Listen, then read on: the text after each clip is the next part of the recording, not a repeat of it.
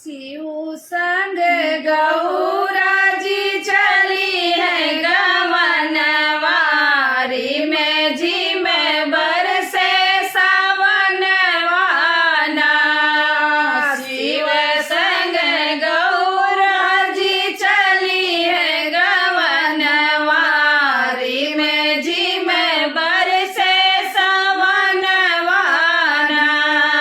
गौरा जी के भी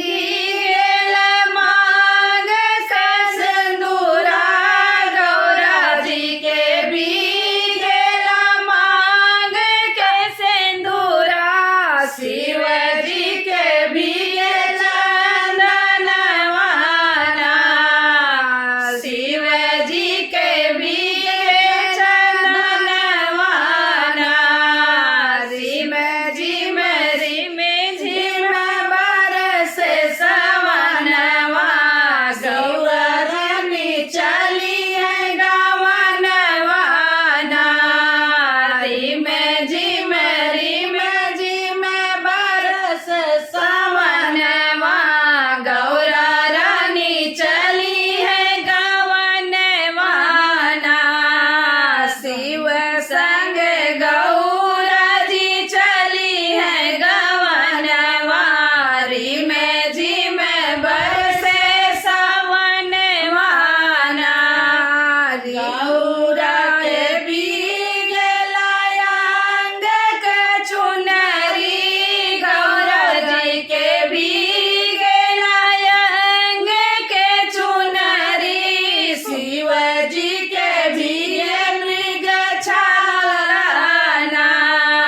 शिव जी के भी मृग छालाना। रिम झिम सवनवाना। रिम झिम सवनवाना।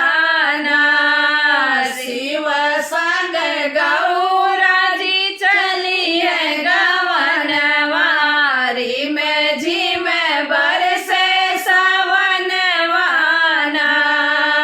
शिव संग गौरा जी चली है गवनवारी में झिम बरसे सावनवाना। गौरा जी के भी हाथ के चूड़िया। गौरा जी के भी हाथ के चूड़िया। भोले जी के भी डमरुआना। भोले जी के हाथ के डमरुआना।